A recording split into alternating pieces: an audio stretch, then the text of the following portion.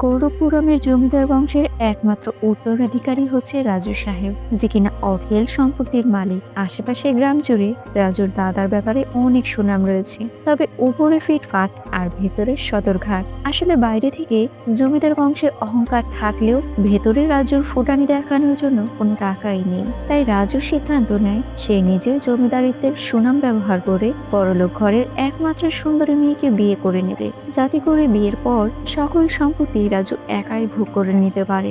অবশেষে বড় একজন বিজনেসম্যানের মেয়ের সাথেই রাজুর বিয়ে সম্পূর্ণ হয়। তবে দুর্ভাগ্যবশত বিয়ের পরেই রহস্যময় আর ধামাকাদার একটা টুইস্ট উন্মোচিত হয়। বলছিলাম আনা গান আগা ওকা রাজু মুভির কাহিনী। সো ভিউয়ার্স, জলদি সাবস্ক্রাইব করে নিন। তো চলুন বেশি কথা না বাড়িয়ে শুরু করা যাক আজকের মুভির এক্সপ্লেনেশন। শুরুটা হয় একটা রাজমহলে, যেখানে একজন সাংবাদিক বৃত্তবান এক ব্যক্তির ইন্টারভিউ নিতে রাজমহলে এসেছে। এই হচ্ছে গৌরপুরের জমিদার রাজু। তার বাড়িতে ডোরবেলের উত্তর দিতে, দরজা খুলতে, ওটিপি পাসওয়ার্ড মনে রাখতে একজন করে ভিন্ন ভিন্ন ব্যক্তি কর্মরত রয়েছে। এমনকি রাজুর সমস্ত স্ট্রেস কমাবে এমন একজন লোক রাখাও আছে, যে কান্না করার মাধ্যমে রাজুর স্ট্রেস কমিয়ে দিচ্ছে। হাস্যকর বিষয়, তাই না? এরপরে আমরা তার বিয়ের পাত্রী দেখতে পাই। সুইমিং পুলে হাজারো জলপরি ডানা ছাড়াই ঘুরে বেড়াচ্ছে। এদের মধ্য থেকে কোনো একজনকে রাজু তার জীবন সঙ্গিনী হিসেবে বেছে নেবে। আহ, কি লাক্সারিয়াস লাইফ, তাই না? তবে এই সব কিছুই এতক্ষণ রাজুর স্বপ্ন দেখছিল। বেচারা নামেই শুধু জমিদার রয়ে গিয়েছে। এটি গৌরপুরমের জমিদার গোপারাজুর নাতে মিস্টার রাজুর বাড়ি। আদিকালের জমিদার বাড়ির অবস্থা খুবই খারাপ। মানে একটা ছবি ওয়ালে টানানোর জন্য লোহা মারতেই দেয়াল অনেকটা দূর ফেটে যায়। বিষয়টা বুঝতে পেরে সেই ফটোটা একটা টেবিলের উপর রাখতেই টেবিলটা পর্যন্ত ভেঙে যায়। বাইরে থেকে বাড়িটা চকচকা, কিন্তু ভেতর থেকে পুরোটা নড়বড়া। যাই হোক, জমিদারের কাছে গ্রামবাসীরা অনেক আশা নিয়ে তাদের সমস্যার কথা বলতে এসেছে। রাজু এসে চেয়ারে বসতেই চেয়ারটা ভেঙে পড়ে যায়। সে নিচে বসে খুব চালাকের সাথে বলে, তোমরা বসো। আসলে তোমাদের স্থানে না বসলে আমি তো নিজেকে তোমাদের সমস্যার সাথে অনুভব করতে পারবো না। গ্রামের একজন বলে, আপনি যদি আমাকে আমার মেয়ের বিয়ের জন্য 5 লাখ টাকা দিতেন খুব উপকৃত হতাম। রাজু বলে, এই বয়সে বিয়ে দেওয়ার কি প্রয়োজন? ভালোভাবে পড়াশোনা করো, তারপর না হয় বিয়ে দিও। লোকটি বলে, তাহলে 10 লাখ টাকা দিয়ে একটু সাহায্য করুন। আসলে পড়ালেখা করাতে অনেক খরচ, হয়তো মেয়েটার আবার ইচ্ছে আছে সে ডাক্তার হবে। রাজু বলে, হ্যাঁ হতেই পারে, তবে বয়স পেরিয়ে গেলে বিয়ের ব্যাপারটা ঝামেলা হয়ে যাবে, তাই আগে বিয়ে দিন, তারপরে না হয় পড়ালেখা করবে। আচ্ছা, বিয়ের ডেট কবে? লোকটি জানায়, আগামী সপ্তাহে। রাজু তার বিয়ের কাছ থেকে গহনার বক্স চায়, তবে বক্স খুলতেই ভেতরে কি আছে তা তো আপনারা দেখতেই পাচ্ছেন। রাজু দ্রুত বক্সটা বন্ধ করে বলে, দূর, ডায়মন্ডের বক্স চেয়েছিলাম তো। ও আচ্ছা, ওগুলো তো আবার পালিশ করাতে হবে, তাই না? আচ্ছা, এগুলো সব পলিশ করিয়ে তারপর তোমাদের জন্য পাঠিয়ে দেব। এ কথা শুনেই লোকটি সহ গ্রামবাসীর সকলেই তাকে খুশি হয়ে আশীর্বাদ দিয়ে চলে যায়। আসলে রাজুর দাদার অনেক সম্পত্তি ছিল, তবে সে উদার মন মানসিকতা দেখাতে গিয়ে মেয়েদের পেছনে অনেক খরচ করে ফেলেছে। খরচ করতে করতে এক পর্যায়ে নিজেই শেষ হয়ে যায়। সেই জন্য রাজু তার রসিক দাদার প্রতি প্রচুর রেগে আছে। কিছুক্ষণ পরে পুরোহিত মশাইরা রাজুর সাথে দেখা করতে এসেছে। এবার রাজু চেয়ারে বসতে ভয় পায়, যদি আবারও চেয়ার ভেঙে সকলের সামনে সে অপমানিত হয় সেই জন্য। তবে এতক্ষণে চেয়ারটি ঠিক করে ফেলা হয়েছে। আতঙ্ক ভরা মন নিয়ে রাজু কোনো মতে চেয়ারে বসে। পুরোহিত মশাইরা বিভিন্ন ফান্ডের জন্য রাজুর কাছে টাকা দাবি করে। রাজু এবারেও সিস্টেমে টাকার বিষয়টা অ্যাভয়েড করে যায়। যাই হোক, প্রিয় নায়কের ছবি দেখার জন্য রাজু আর তার বন্ধুরা মিলে হলের বাইরে টিকিটের জন্য অপেক্ষা করে। তবে রাজুর বন্ধু জানায়, এত লম্বা ভিড় পেরিয়ে টিকিট আনা পুরো ইম্পসিবল ব্যাপার, আর লাইন শেষের মাথায় দাঁড়ালে তো হয়তোবা শেষ মুহূর্তে তারা টিকিটও পাবে না। তাই রাজু এবার চালাকি করে অন্ধ ব্যক্তির উপর সকলেই দয়া করে রাজুকে সামনে এগিয়ে টিকিট কাটার সুযোগ করে দেয়। এক ব্যক্তি জিজ্ঞেস করে, আপনি তো অন্ধ, তাহলে ছবি কি করে দেখবেন? রাজা বলে, আমার চোখ নেই তো কি হয়েছে, আমার প্রিয় নায়কের ছবি তো আমি অন্তর থেকে দেখব। আসলে এতক্ষণে আপনারা মোটামুটি রাজুর ক্যারেক্টারের বিষয়টা বুঝতে পেরেছেন। রাজু হচ্ছে অভিনয়ের সেরা একজন মানুষ। পরবর্তীতে রাজু তার বাড়ি যে আন্টির ছেলে বুচিবাবুর বিয়ে বাড়িতে যাওয়ার উদ্দেশ্যে রওনা করে। বিয়েতে যাওয়ার জন্য 116 রুপির মধ্যে কোনো গিফটের ব্যবস্থা করতে বলে। 116 রুপি শুনে বন্ধুরা সকলে অবাক হয়ে যায়। এর পেছনে ঘটনা রাজু বলতে শুরু করে, আসলে বুচি মানুষের কাছ থেকে মিথ্যে কথা বলে টাকা নিয়ে সেই টাকা দিয়ে আবার লাল পানি খেত। এসব কথা শুনে বন্ধুরা হাসতে হাসতে বিয়ের স্থানে চলে আসে। তবে এসে তারা অনেকটা অবাক হয়ে যায়, কারণ তাদের যে স্ট্যাটাস তাতে এত ভালো করে বিয়ে বাড়ি সাজানো আর ভিআইপি লেভেলের গাড়ি এগুলো তো থাকার কথা না। হয়তোবা তারা ভুল কোনো অ্যাড্রেসে চলে এসেছে। তাই বিষয়টা খতিয়ে দেখার জন্য বিয়ে বাড়ির মধ্যেই প্রবেশ করে। কৌতূহল নিয়ে বন্ধুরা ভেতরে প্রবেশ করার পর এবার সকলের চোখ ছানা বড়া হয়ে যায়, কারণ এই মণ্ডপে সত্যি সত্যি বুচির বিয়ে হচ্ছে। রাজু আর তার বন্ধুরা কাকিমার সাথে দেখা করতে যায়, তবে কাকিমা এমন একটা ভান করে যেন সে এদেরকে চিনতেই পারে না। কাকিমা সিকিউরিটি গার্ডকে ডেকে বলে, এটা হচ্ছে হাই সোসাইটির বিয়ের অনুষ্ঠান, তাই এখানে যে কারো প্রবেশ নিষেধ। তাই তোমার অনুষ্ঠানের মধ্যে মিডল ক্লাস কিংবা ভিখারি লোকদের ঢুকতে দেওয়ার অনুমতি নেই। কেউ তো আর চাইবে না ভিখারিরা এসে ফ্রিতে খাবার খেয়ে যাক। রাজু বলে, মুখটা সামলে কথা বলুন, আপনারা আমাদের আত্মীয় হন, সেই জন্যই শুধু আমরা এসেছি এখানে। পাশ থেকে রাজু বন্ধু বলে ওঠে, আপনি যাকে নিয়ে কথা বলছেন সে কিন্তু জমিদার বাড়ির ছেলে, এই কথা আপনি ভুলে যাবেন না। কাকিমা বলে, বাপদাদার থাকলেও নিজের তো আর এখন জমিদারিত্ব নেই। রাজা এবার আর চুপ থাকতে পারে না। রাজা বলে, আপনি কি মনে করেন আপনার অবস্থানের কথা আমরা জানি না? আপনার আর আপনার ছেলের ব্যাপারে আমি খুব ভালো করেই জানি। এমন আয়োজন করে এত অহংকার দেখাচ্ছেন, আমিও আপনাদের দেখিয়ে দেব গৌরবপুরমের জমিদার বংশের ছেলেরা কি পারে। খুব দ্রুতই আমি আমার বিয়ের ব্যবস্থাপনা এর থেকেও 1000 গুণ জাঁকজমকভাবে করব, আর প্রথম দাওয়াত আপনাকেই দেব। বাইরে বেরিয়ে এসে একটা দামি গাড়ির পাশে রাজু নিজের ছবি তুলে এরপর গাড়ির ওপরই রাগ ঝাড়তে থাকে। কে করে একটা বড় লোকের মেয়েকে এই আবর্জনা পটিয়ে ফেললো, এই বিষয়টাই তার মাথায় ঢোকে না।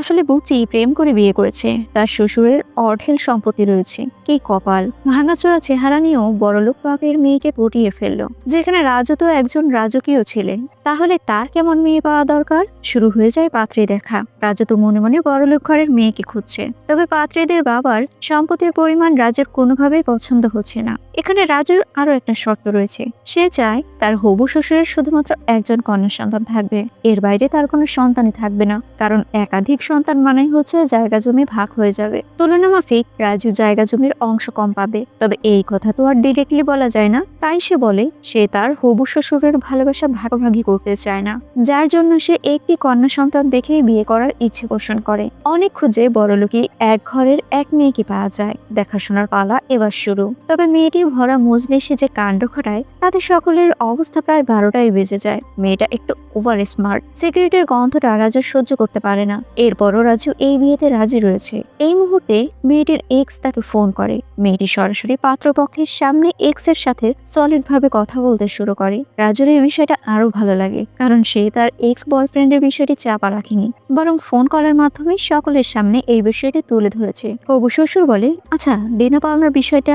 রাজু রেগে লাফিয়ে উঠে বলে, আপনি কি যৌতুকের কথা বলছেন? ঘটক সাহেব, আপনাকে আমি আগেই বলেছিলাম না যৌতুকের কথা যেন কেউ না তোলে। এরপর শ্বশুর মশাইয়ের কাছে গিয়ে বলে, যৌতুকের কথা একদমই তুলবেন না, বরং গিফটের কথা বলবেন। বেচারা চাচা তো কনফিউশনে পড়ে যায়। যাক, বিয়ের জন্য তারা দুই পক্ষই মোটামুটি রাজি হয়ে যায়। পরদিন এলাকার এক অনুষ্ঠানে যায় রাজু আর তার বন্ধুরা। সেখানেই এক সুন্দর মেয়েকে দেখে রাজু ক্রাশ খেয়ে যায়। দূর থেকে দেখা যায় মেয়েটি নিজের কোমরের বিছা একজন গরিব অসহায় মানুষকে বিলিয়ে দিচ্ছে। স্বর্ণের জিনিস এরকম উপহার দিতে দেখে রাজু আর তার বন্ধুরা অনেকটা অবাক হয়ে যায়। রাজু জিজ্ঞেস করে, এরা কার? আরে বন্ধু বলে, মনে হচ্ছে না এই এলাকার, আমার মনে হয় পাশের এলাকার কোনো ধনী ব্যক্তি হবে, দেখে তো মনে হয় যেন আম্বানি ফ্যামিলি। রাজু তাদের ফলো করতে করতে পাহাড়ের চূড়ার মন্দিরে চলে যায়। বন্ধু বলে, তুমি তো অলরেডি একটা জায়গায় বিয়ের জন্য হ্যাঁ বলেছো। রাজু বলে, কি করব, আমি তো ওই মেয়েকে আমার মন দিয়ে ফেলেছি। ওই মেয়ে অর্থাৎ প্রীতাম্বরীকে আমার একজন সাইকো মনে হয়। দেখেছিস পাত্রপক্ষের সামনে সিগারেট খাচ্ছে,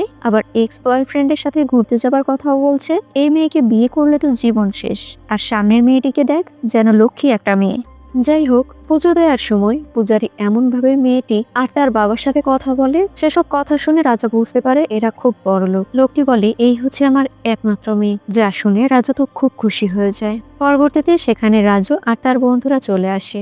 এসেই রাজু প্রশংসা করতে শুরু করে। রাজু সকলকে দেখানোর জন্য দান বক্সে মোটা একটা টাকার বান্ডিল ঠোকানোর চেষ্টা করে, তবে দান বক্সের ফাঁকা জায়গায় এত বড় মোটা বান্ডিলটি প্রবেশ করানো যাচ্ছে না। তাই আবারও চালাকি করে রাজু পুরোহিত মশাইকে বলে, তাহলে এক কাজ করবেন পুরোহিত সাহেব, বিকেলে আপনি আমার বাড়ি গিয়ে টাকাটা নিয়ে আসবেন। পরক্ষণেই রাজু সেই ঘটককে দেখতে পেয়ে বলে, আপনি প্রীতাম্বরীর মতো মেয়ে ঠিক না করে ওই মেয়েটার মতো একটা মেয়ে ঠিক করে দিতে পারলেন না আমার জন্য? ঘটক বলে, আপনি ভূপতি রাজুর কথা বলছেন? আপনি যেমনটা অনুমান করেছেন ওরকম আমাদের মাথায়ও ছিল। ওরা ব্যতিক্রমী স্নেহশীল একটা পরিবার। তারা তাদের মেয়ের বিয়ে দিতে তাদের গ্রামের সভাপতির ছেলে এরিবাবুর সাথে কথোপকথন করে রেখেছে। তিনি আসন্ন রাষ্ট্রপতি নির্বাচনের প্রতিদ্বন্দ্বিতা করছেন। রাজু বলে, তার মানে মেয়েটির বিয়ে এখনো ঠিক হয়নি? তারা বিয়ের প্ল্যানিং করছে, তাই তো? তাহলে তো বেঁচে গেলাম। আগামী ফেস্টিভ্যালের আগেই আমি ওদের পরিবারের মধ্যে প্রবেশ করে যাব। রাজুর সাথে চারুলতার বিয়ে হবে, তাই শ্বশুর মশাই আপনি কিন্তু রেডি থাকবেন। খুব দ্রুতই আপনার মেয়ে জামাই আপনার বাড়িতে আসছে। যাক, এবার চারুলতাকে পটানোর জন্য রাজু তার বন্ধুদের নিয়ে প্ল্যানিং শুরু করে। চারুলতার পছন্দ অপছন্দ আর তার লাইফস্টাইল সম্পর্কে A to Z সব ইনফরমেশন নিয়ে তারা পরবর্তী প্ল্যানিং শুরু করে। দেখা যায় চারুলতা বিশাল এক আলিশান বাড়িতে বসবাস করে। চারুলতার কস্টিউমের জন্য পুরো আলাদা একটা স্টোর রুম রয়েছে। রুমটা দেখে মনে হচ্ছে যেন এটা একটা শপিং মল। চারুলতার বাবা বিশাল বড়লোক মানুষ। চারুলতা টিভি সিরিয়ালের প্রতি খুব আসক্ত রয়েছে। চারুলতার গ্রাজুয়েশন কমপ্লিট হলেই তার বিয়ের ব্যবস্থাপনা করা হবে। অনেক ছেলেরাই চারুলতার পেছনে পড়ে আছে, তবে চারুলতা গঙ্গাধারকে ভালোবাসে। রাজু তো রেগে যায়, তবে এই গঙ্গাধার কোনো ব্যক্তি নয়, এটা হচ্ছে তার পোষা কুকুরের নাম। আসলে চারুলতা কুকুর পালতে খুব ভালোবাসে। প্রতিদিন সকালে সে তার কুকুরকে নিয়ে লেকের পাড়ে ঘুরতে যায়। সবকিছু শোনার পর রাজু এবার প্ল্যানিং শুরু করে। পরদিন সকালে কখন চারুলতা এই লেকের পাড়ে আসবে এ ব্যাপারে রাজু আর তার বন্ধুরা নজরদারিত্ব করছে। যখনই চারুলতা ওই লেক সাইডে প্রবেশ করে ঠিক তখনই সকল বন্ধুরা রাজুর গায়ে পানি ঢেলে দেয়। রাজু একটা কুকুর নিজের কোলে নিয়ে সেই কুকুরটির শরীরটাও ভিজিয়ে দেয়। আশেপাশে কিছু ভাড়া করার লোকজন জড়ো হয়ে রয়েছে। হঠাৎ করেই একজন লোক চেঁচিয়ে উঠে বলে, কুকুরটা তো পানিতে পড়ে গেল রে। বিষয়টা যখন দেখে চারুলতা দৌড়ে ছুটে আসে। চারুলতাকে দেখে ভাড়া করা সকলেই বলে ওঠে, কত দায়িত্বশীল লোক রাজু সাহেব। একটা কুকুরকে বাঁচাতে সে লেকের পানিতে ঝাঁপ দিল। এমন পরিস্থিতি দেখে চারুলতা পুরোপুরি ইমপ্রেস হয়ে যায়। এতক্ষণে কুকুরের মালিক ছোট সেখানে চলে আসে আর রাজুর বলা কথা অনুযায়ী সেও নাটক শুরু করে। রাজু কুকুরটিকে বাচ্চাটির হাতে তুলে দেয়, যা দেখে সেখানে থাকা সকলের হাতে তালি দিতে থাকে। রাজু সেখান থেকে চলে যেতে চাইলে মীনাক্ষী রাজুকে ডাক দেয় আর তার কুকুরের প্রতি এত ভালোবাসা দেখে রাজুর ব্যাপারে অনেক প্রশংসা করতে শুরু করে। রাজু বলে, আমি কুকুরকে অনেক ভালোবাসি, ওরা তো অবলা প্রাণী। এর মধ্যেই মীনাক্ষীর বান্ধবী বলে ওঠে, গুগল থেকে পেলাম কুকুর তো সাঁতার কাটতে জানে। এটা শুনে রাজু তো একেবারেই ভয় পেয়ে যায়। সে মনে করে এবার তো হয়তো সে পুরোই ফেসে যাবে। তার বন্ধুগুলো কি করবে ভেবে পাচ্ছে না। এর মধ্যে মীনাক্ষী বলে ওঠে, কুকুরটি কি করে জানবে সে যে সাঁতার কাটতে পারে? তুমি সবসময় গুগল ব্যবহার করো না তো, নিজের ব্রেন বুদ্ধিও কাজে লাগাও। এতে রাজু খুশিতে আত্মহারা হয়ে যায়, কারণ চারুলতা তো নিজের অজান্তেই রাজুকে বাঁচিয়ে দিল সেই জন্য।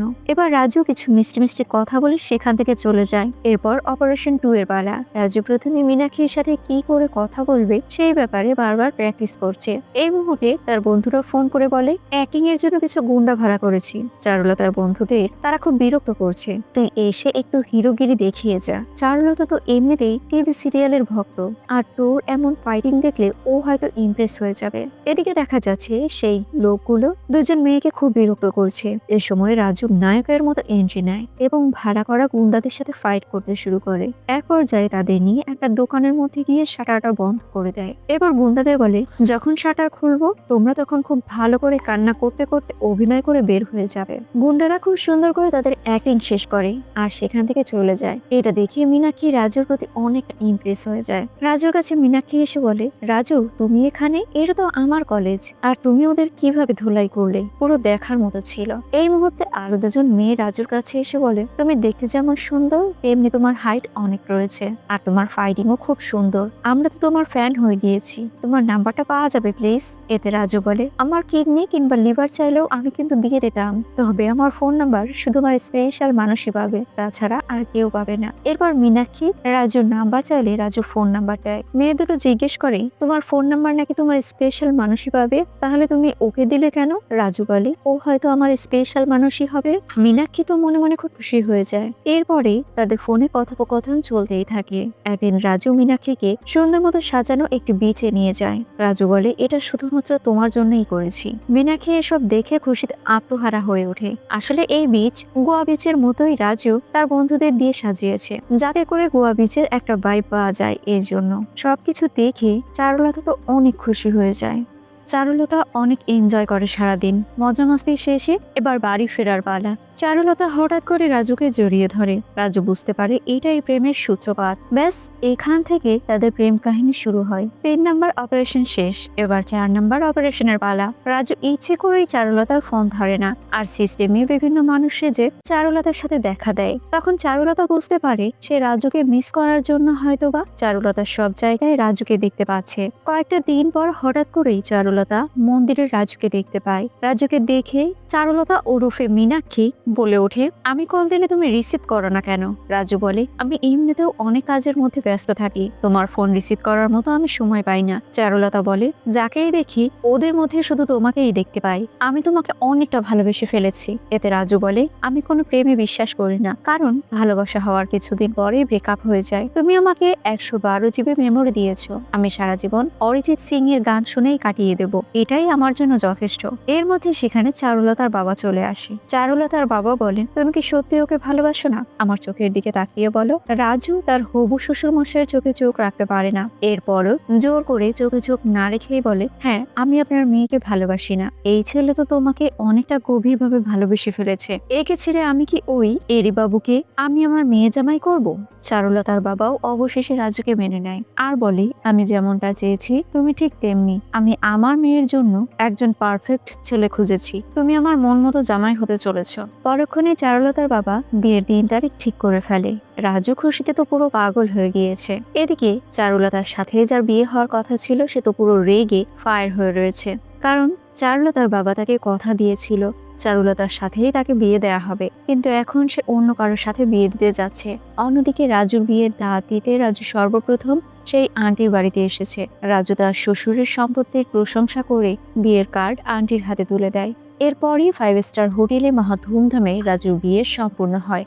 বাসর রাতে রাজু চারুলতার রুমের মধ্যে প্রবেশ করেছে, তবে দেখতে পায় চারুলতা একটি সোফাতে ঘুমিয়ে পড়েছে। রাজু চারুলতার গায়ে কম্বল টেনে তুলে দেয়। এই মুহূর্তে রাজুর বন্ধু তার দরজায় নক করে।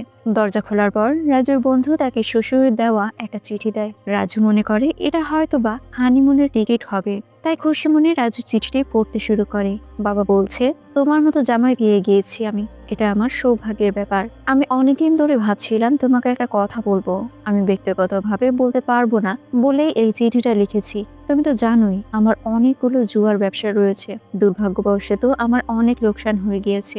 ঋণ মেটাতে সব সম্পত্তি আমি বন্ধক রেখেছি। এই পর্যন্ত চিঠি পড়েই যেন রাজুর হুঁশ উড়ে যাচ্ছে। এত বড় ধরনের শখ খাওয়ার জন্য তো রাজু মোটেই প্রস্তুত ছিল না।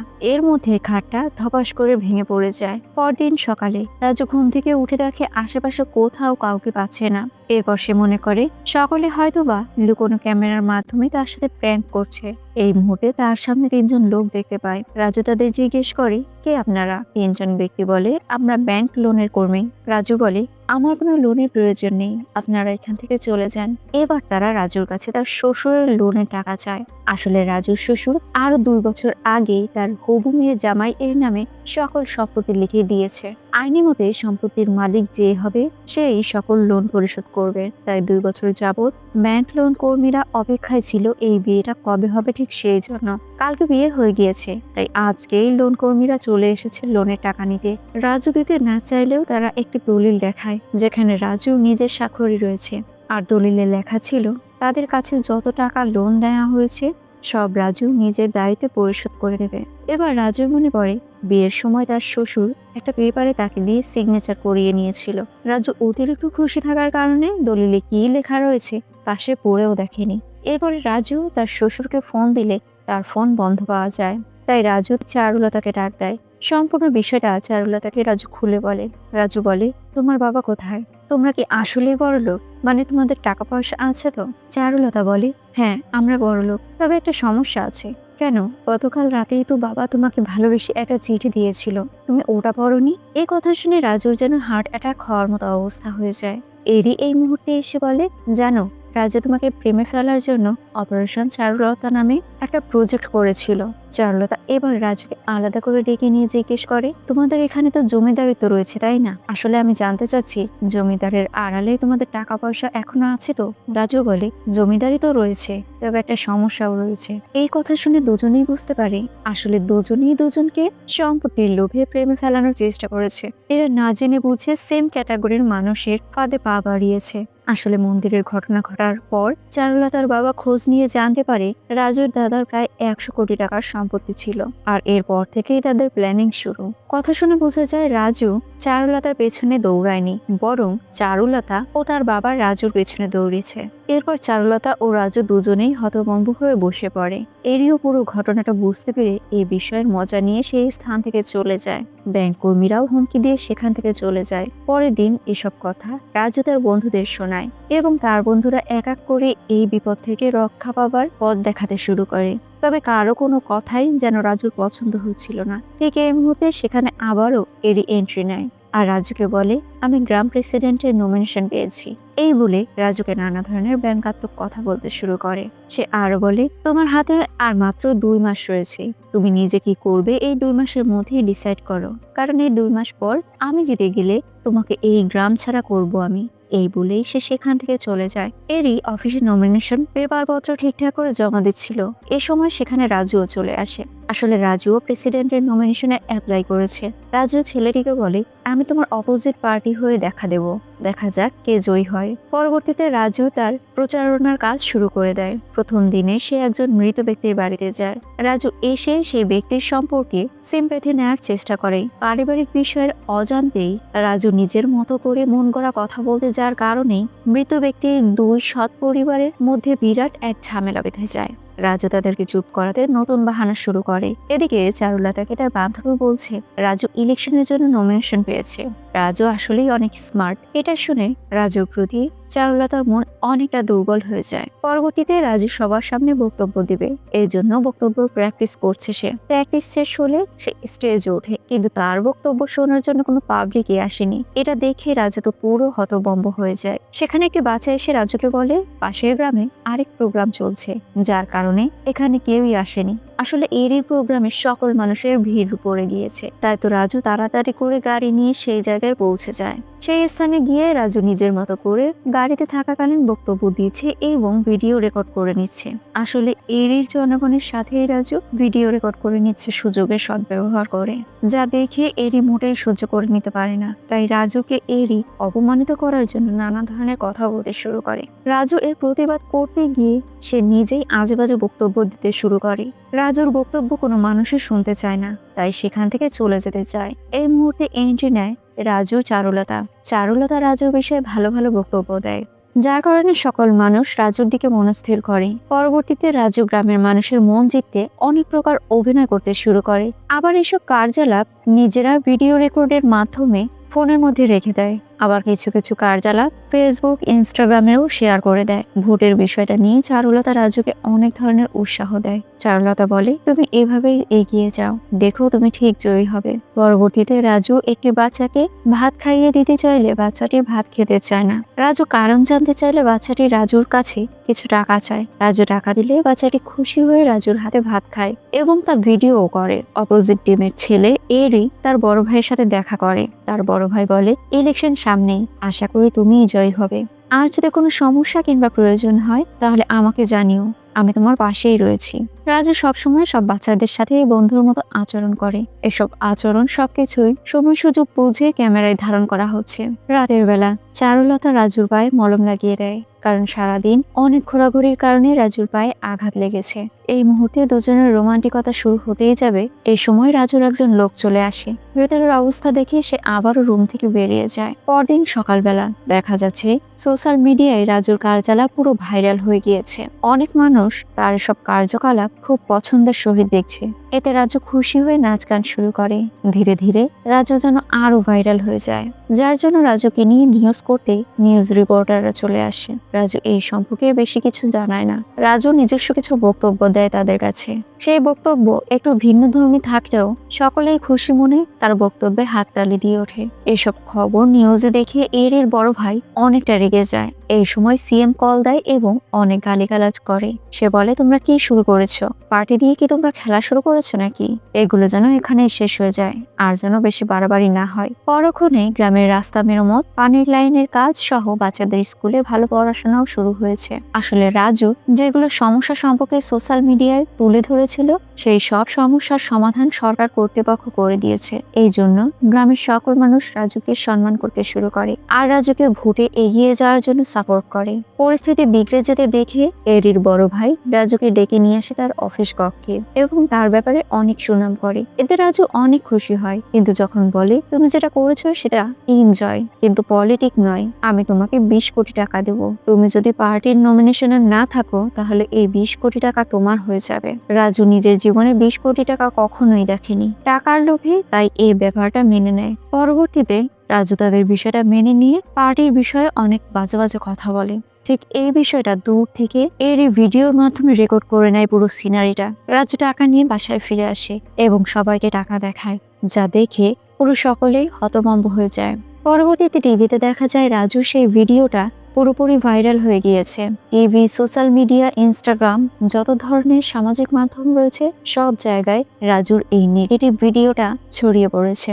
এতে রাজুর প্রতি সকল মানুষের ঘৃণার সৃষ্টি হয়। শুরু হয়ে যায় জনসমাজে রাজুর সম্পর্কে খুব বাজে ধরনের কথাবার্তা। এদিকে অপোজিট পার্টির এরই ভোট পাওয়ার জন্য সবার বাড়ি বাড়ি গিয়ে টাকা দিতে শুরু করে। ইলেকশনের দিন চলে এসেছে, সবাই এক এক করে ভোট দিচ্ছে। এ সময় একজন বিধবা মেয়ে চারুলতার সাথের মেয়েটি বলে ওঠে, তুমি এনাকে কিভাবে চেনো? এরপর মেয়েটি রাজুর সম্পর্কে অনেক ধরনের ভালো কথা বলে আর তার খুব প্রশংসাও করে। আসলে রাজু কিছুদিন আগে এক এক করে সবার বাসায় গিয়েছিল তাদের সমস্যাগুলো জানতে।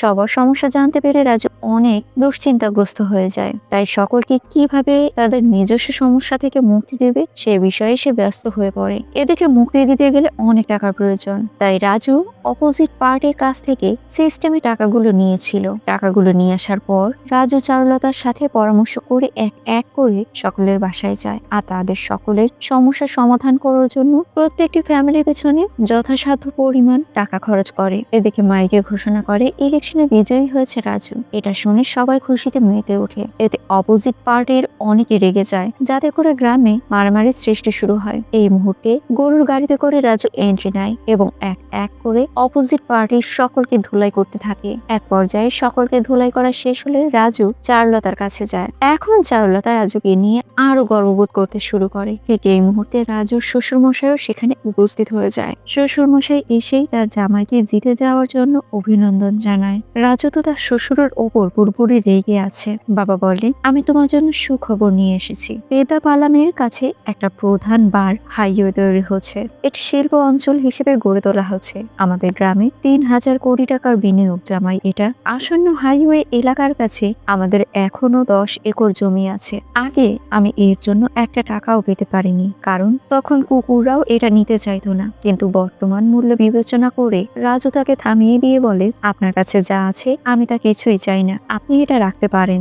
দায়িত্ব শব্দটি আপনি কয়েকদিন ব্যবহার করবেন না, এটা আমাকে মানসিক আঘাত দেয়। ব্যাস, এরই মধ্য দিয়ে কাহিনী শেষ হয়ে যায়। সো ভিউয়ার্স, ভিডিওটি কেমন লাগলো? ভালো লাগলে লাইক, কমেন্ট, শেয়ার এবং সাবস্ক্রাইব করবেন। এতক্ষণ আমার সাথে থাকার জন্য অসংখ্য ধন্যবাদ।